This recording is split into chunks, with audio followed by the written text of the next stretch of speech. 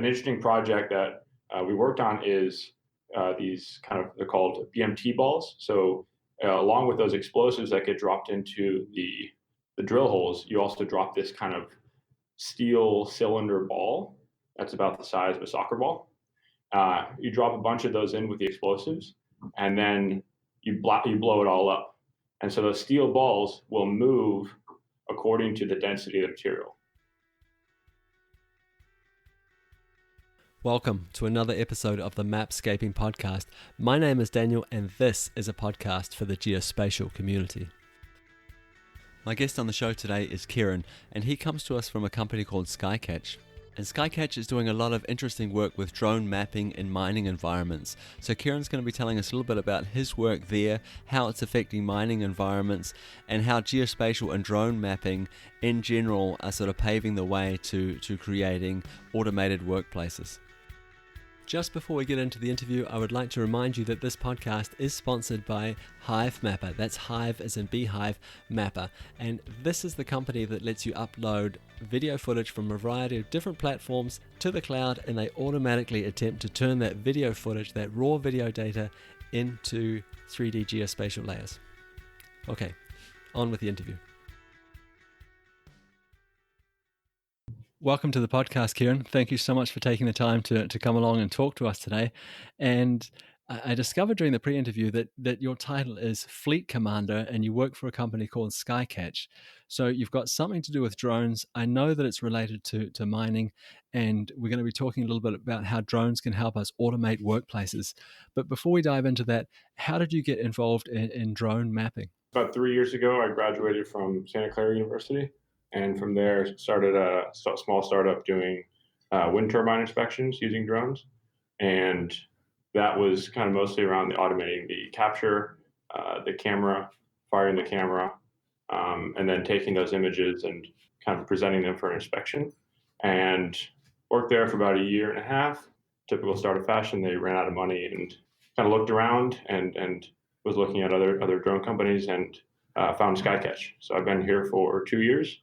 Started out in kind of the QA process and now working in the customer success team. So working with trainings, implementation, supporting customers in the field. But before we go on to talk about SkyCatch, could you just explain a little bit about what you were doing with these wind turbines? Is it just in a visual inspection, or were you flying other sensors around them and scanning them? How did it work? So it was, it was really just kind of cobbling it together. 3 years ago is not that long in the drone industry, or it is kind of a long time in the drone industry. So it was really just kind of building a platform using a Pixhawk flight controller and then mounting a Sony A7 camera on there to take really super high resolution photos. Because with wind turbine inspection, what you're trying to do is you're trying to zoom in really, really closely to the blade. So you're flying fairly close, within about 5 meters, and you're just scanning up and down. So the wind turbine is stopped and the pilot is manually flying up and down those blades. And then with those images, you can actually zoom in to like a sub-centimeter level, and you're looking for very thin kind of hairline fractures, whether it's like a lightning strike, bird strike, oil leakage, just really getting that sensor kind of close to something that is, otherwise before, actually the person who started that company, he worked on rappelling. So they would climb up to the top of the turbine and then set up a bunch of ropes and then, rotate one blade so it's hanging down, and then just kind of go down and with like a checklist and a pocket camera, just kind of mark things off. So with drones, you can actually capture the whole turbine very quickly, and you have much richer set of data to work with later. Yeah, and I guess that sort of speaks a lot to the idea of starting to automate workplaces, which is what we're going to be talking about, just in a slightly different setting. So that was your past. SkyCatch is your future. What is it that you're doing with SkyCatch and drone mapping? Working with people to enable them to use drones to capture their job sites, whether it's mine or a construction site or a forest. Really enabling all these different use cases of drones and training people so that they can use the drones themselves and they're not having to, enter into a pit, for example. traditional surveying, you have to get very close to things to measure it. So it's with a GPS rover or a laser scanner. But traditionally, the closer you are, the more accurate you're going to be in that measurement. And with drones, so you can increase that standoff distance significantly, and you can capture a very large area. So because it's an aerial vehicle, it can fly tens, hundreds of acres and capture, a whole pit wall in 30 minutes, and what would traditionally take days of planning and then a day or two in the field to really set up all those different capture methods. So drones are just a really awesome way to capture all types of new data. So it's both training people how to use the system, and then also training them learning with them how to make use of this data in new ways that they haven't before. Okay, so I think we need to add a little bit of context here. So we're talking about a mining environment, and you talked about a pit wall, for example. Can you tell us why is that important to capture that? Why is it important to measure it? Yeah, so a pit wall is kind of that benching that you might be familiar with in a mine. And what you're doing with that benching is you're actually digging as steep as possible without and minimizing the risk of that wall collapsing, right? So if you dug just straight down, that wall would collapse at some point. And if you're in a mine or anywhere, that's a bad thing. So a lot of what mine planning is figuring out what's that optimal angle that pit wall is going down. And sometimes you're basically right on the edge of what's possible. So measuring that wall is very important for geological surveys, geotechnical surveys, and just determining, hey, is this wall moving? So oftentimes that wall is actually moving very slowly. So it's important to be able to characterize what's that collapse look like, and then actually looking into the fissures and the actual rock itself to determine, hey, if this sedimentary layer is here, I can also combine that with other types of geospatial data, like drill hole data or surface data, to determine, hey, is there another mineral vein over here that we can go look at? Okay, so this sounds like something that needs to be repeated often. Are we looking at the same kind of time savings that you talked about earlier in terms of surveying the wind turbines? Are we talking about the difference between days of human effort and a couple of minutes of drone effort, or what do the time savings look like? The time savings are pretty significant, hours, not days. But really, more importantly, kind of what I was talking about earlier, is you can capture a whole wall in a short period of time. So traditionally, you wouldn't do that. You would just capture one area that you've identified as a high risk area, and then maybe once a year or every couple of years get a whole a much larger area. So with drones, you can capture a huge area on a very repeatable basis and get very consistent data. And so presumably you're flying over these in some kind of planned way, which of course you're doing. You've got some kind of plan that you're flying after, and you're using some kind of sensor to catch the data. Is it a normal sort of visual camera, or are you using other kinds of sensors on your drones? Pretty much just RGB cameras. So you've got an iPad. You basically draw where you want the drone to fly, and then it'll do a lawnmower pattern over that area. And actually, it'll load in a DSM or a surface model of that pit wall, so that it's actually flying, I guess, the same height above those benches. So it's not just a two-dimensional lawnmower pattern in the air, but it's actually going up and down, scanning the surfaces. It's really cool to see. So you're flying over that pit, and then you're taking a couple hundred photos, and then we do a process called photogrammetry, which combines that RGB information into a three-dimensional point cloud and other data types. That's really interesting. I didn't realize that drones could ingest a 3D model like that and sort of fly, so they're always at the same relative height over the surface of the Earth. I didn't know that was possible. Yeah, and that's kind of, I would say, we're early stages in that. It's not just a pit wall, but say if you have a refinery, you can actually load in a model of that refinery and then say, hey, these are the smokestacks I want you to go inspect. And then the drone would kind of plan itself and know where the obstacles are. So it's using a combination of onboard sensors to kind of detect things in the air, but then also using that pre-built map of the world to go identify what areas it should be inspecting. So that's kind of still in the future a little bit, but we're kind of starting to see an evolution from kind of very simple lawnmower patterns, orbits, 360 photos, to more complex flight patterns that the drone is figuring out itself, and humans aren't having to meticulously plan every flight pattern. How far off do you think we are from drones working autonomously, knowing when to take off, knowing what to look for based on what they've seen before, and landing by themselves? Where you just have a drone on a landing pad, and from time to time, when it feels the moment is right, it flies off, does some surveying, and comes back. Oh man, there's been a lot of wrong predictions about the drone industry, so I don't want to get myself in hot water, but I would say a couple of years. It's that kind of vision of a fully autonomous drone that's in a box.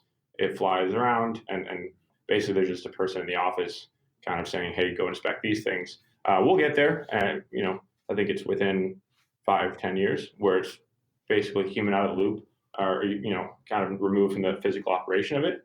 But right now, what I think the industry is really focused on is just making that very easy to use. So a pilot is still fully present, feeding the pilot all the right type of information. Right, you're always going to have a person monitoring that system wherever they are, whether it's in the field, in the pit, or in an office. You're always going to have to be presenting the right telemetry information and the right sensor and health data for safe operations. So right now, it's a person next to the pickup truck surveying the whole area.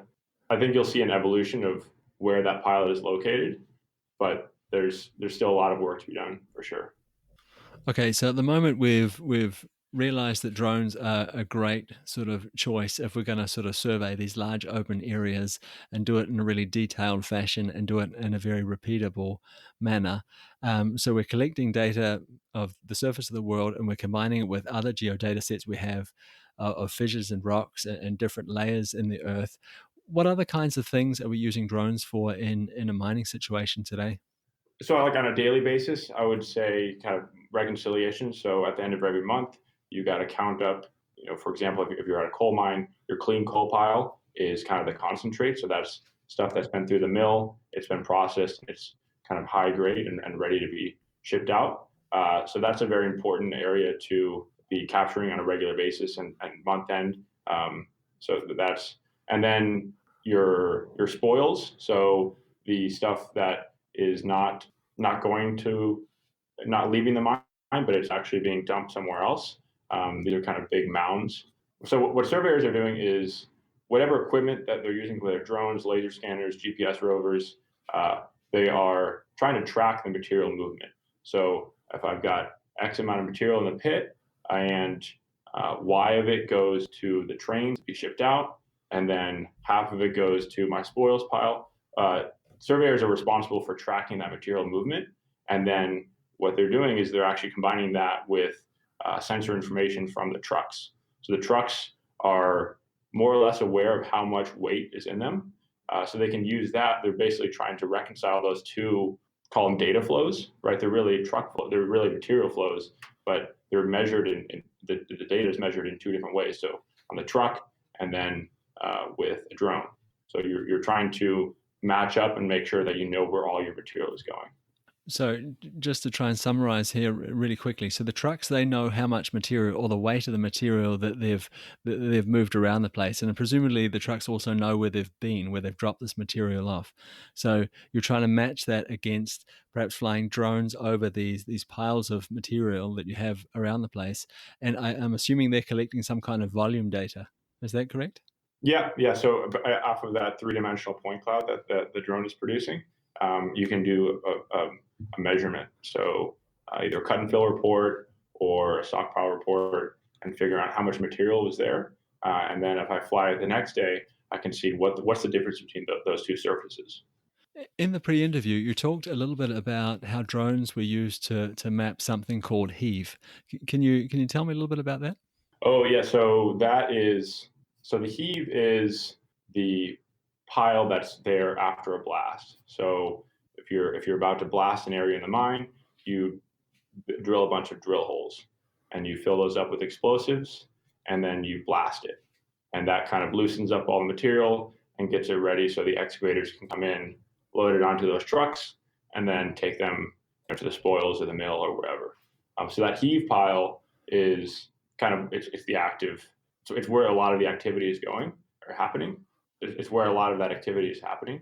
So an interesting project that we worked on is these they're called Bmt balls. So along with those explosives that get dropped into the drill holes, you also drop this kind of steel cylinder ball that's about the size of a soccer ball. You drop a bunch of those in with the explosives, and then you blow it all up. And so those steel balls will move according to the density of the material.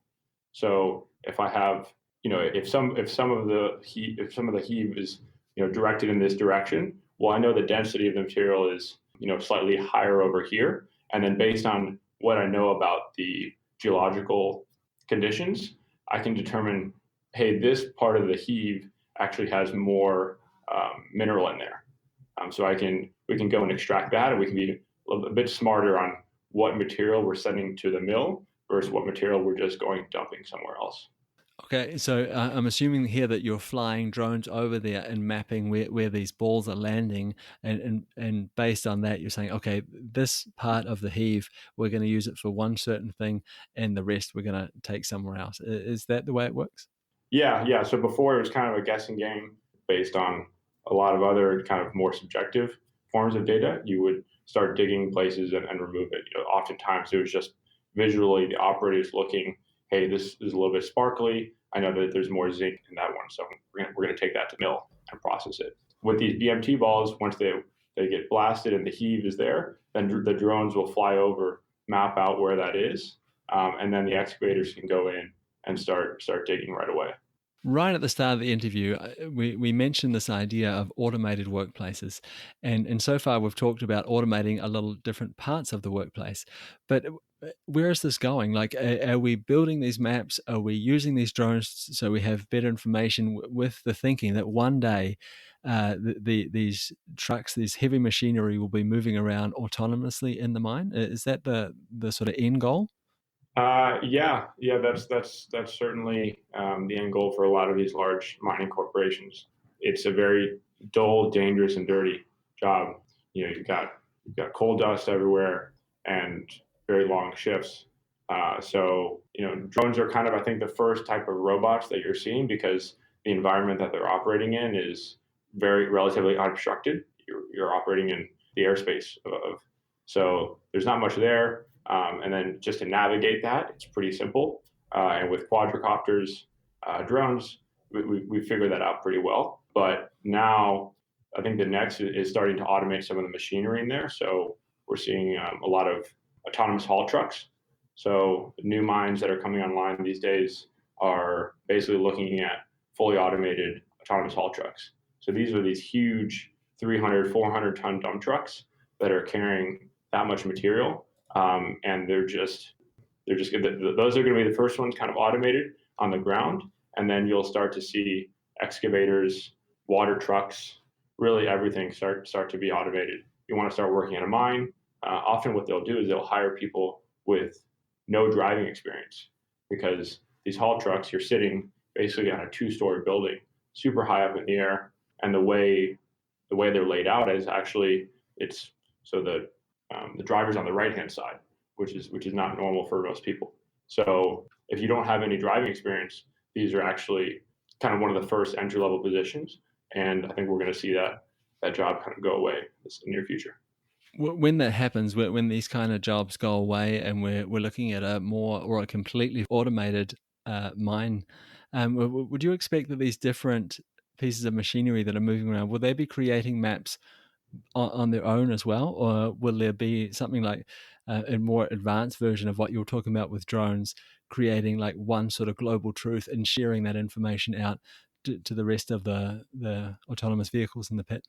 Yeah, that's really interesting. I think drones are going to kind of create that base level map, and then all these other types of robots that are operating are going to be feeding into that map as well. So you're getting geospatial data, maps, alerts from all these different robots, and then you'll have kind of one central control center where you can see a very up to date almost live feed of the map, whether that imagery is coming from a drone or a laser scanner on a truck or a person out there. There's many different types of kind of data streams that will kind of feed into this very, very cool looking map problem. So up until now, we've been talking about the use of drones and drone mapping in a mining situation. And it seems to me that this is almost a perfect use case for drones. There's a clear view of the ground. It's a large open area and not too many obstacles to fly around in the air. Could you imagine drones being used in other perhaps construction situations? Yeah, so we do some work in construction as well. And actually, the most value that drones in construction see is during the early stages, where you're moving a bunch of dirt around. There's no building has been constructed yet, and you're basically just trying to grade and shape the earth for that eventual, pouring of concrete, creating those pads for the buildings to go on. So that's drones in the early stages, civil construction, heavy earthworks.